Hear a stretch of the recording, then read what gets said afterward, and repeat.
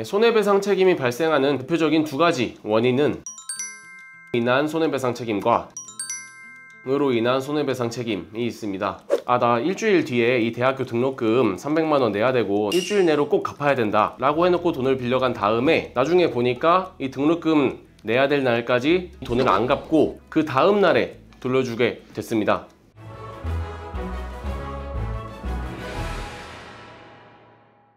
안녕하십니까, 이성우 변호사입니다. 여러분, 살다 보면 손해배상이 필요한 일들은 많이들 있습니다. 폭행 등 범죄 피해를 당했을 때라든지, 다른 사람 옷에 음료를 쏟았다든지, 부동산 계약을 임의로 파기했을 때라든지, 동물에게 물리는 사고를 당했을 때, 이렇게 등등 평범한 일상 속에서도 손해배상금을 청구해야 하거나 배상해야 하는 일들이 발생할 수 있습니다. 그런데 손해배상 액수가 어떻게 산정되는지 잘 모르겠어서 막막하지 않으셨나요? 오늘은 살아가면서 알아두면 좋을 손해배상액 산정에 관해서 말씀드리도록 하겠습니다.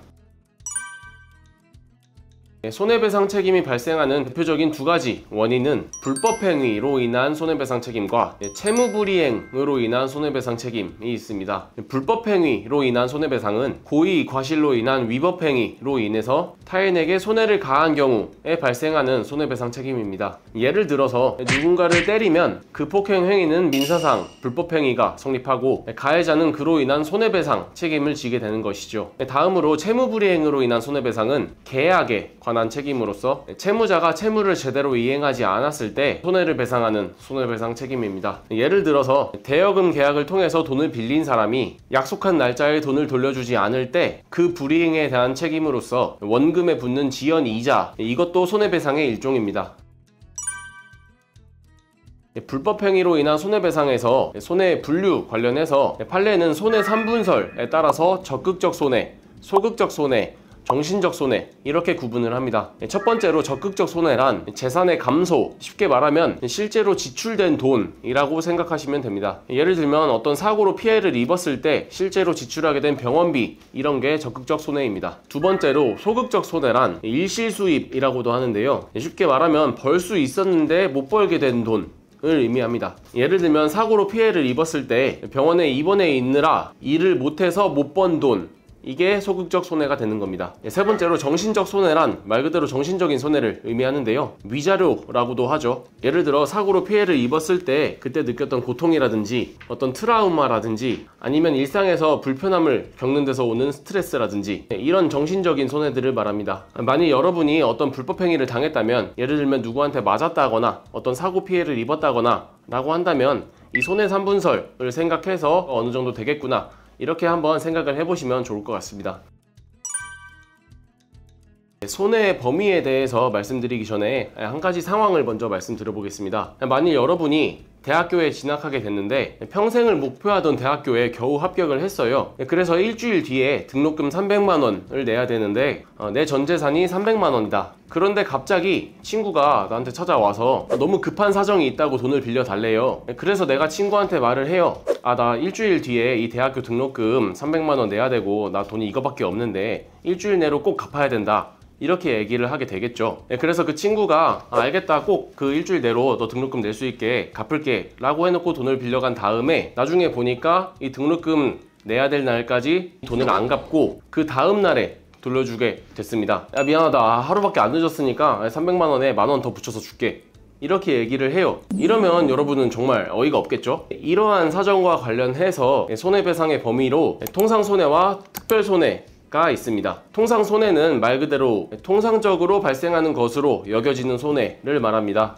방금 말씀드린 사례에서 통상손해는 돈을 늦게 상환한 것에 대한 책임으로서 지연이자 정도가 되겠지요. 근데 하루 늦어봤자 지연이자가 얼마나 붙겠어요. 다음으로 특별손해가 있는데, 특별손해는 특별한 사정에 기초해서 발생하는 손해를 의미합니다. 방금 말씀드린 사례에서 특별손해는 대학교를 못 가게 된 손해, 이 손해가 특별손해가 되겠지요. 손해배상의 범위에서 통상손해는 당연히 기본적으로 손해배상의 범위에 포함이 됩니다. 그런데 특별손해는 채무자가 그 사정을 알았거나 알 수 있었을 때 그때 손해배상의 범위에 포함되게 됩니다. 앞서 말씀드린 사례로 예시를 들면, 만약 여러분이 그 친구에게 돈을 빌려주면서 그냥 일주일 안으로 돌려줘, 이렇게만 얘기를 했다면 그때의 손해배상은 통상손해인 지연이자 정도만 손해배상에 포함이 될 것이고요. 그게 아니라 나 이거 일주일 안에 못 돌려주면 나 이거 대학교 취소될 수도 있어, 이렇게까지 얘기를 명확하게 했다면 그러면 그 상대방이 이 사정을 알았거나 알 수 있었기 때문에 그 특별 손해, 그러니까 대학교를 못 가게 된 손해까지도 손해배상의 범위에 포함될 수가 있다는 말입니다. 어떤가요? 통상손해와 특별손해 조금 이해가 되시나요?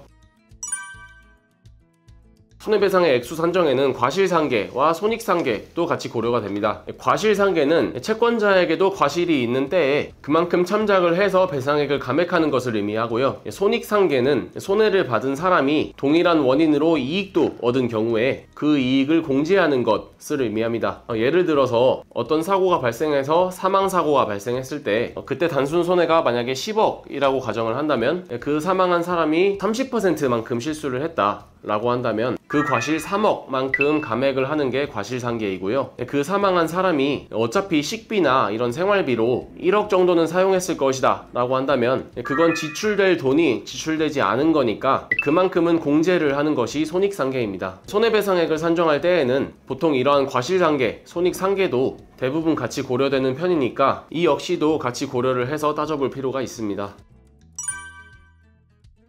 어떤 경우에는 어떠한 계약을 체결할 때부터 이미 손해배상액을 예정해 두거나 위약금 같은 걸 두는 경우가 있습니다. 이때에는 미리 정해둔 액수가 그대로 손해배상액으로 인정될 수가 있습니다. 손해배상의 예정이 흔히 이용되는 경우가 바로 부동산 계약을 할 때입니다. 보통 부동산 계약을 할 때 계약금을 내고 일방적으로 파기를 하려고 한다면 계약금 낸 사람은 계약금을 포기해야 되고 반대로 계약금을 받은 사람은 받은 계약금의 2배를 돌려줘야 하는 식으로 이루어지잖아요. 이게 바로 손해배상액의 예정입니다. 계약 파기로 인한 손해배상 액수를 그 계약금의 액수만큼으로 미리 정해둔 계약입니다. 한편 손해배상액의 예정이나 위약금이 너무 과도한 경우에는 법원의 판단에 따라서 감액되거나 할 수도 있다는 점도 같이 알아두시면 좋을 것 같습니다.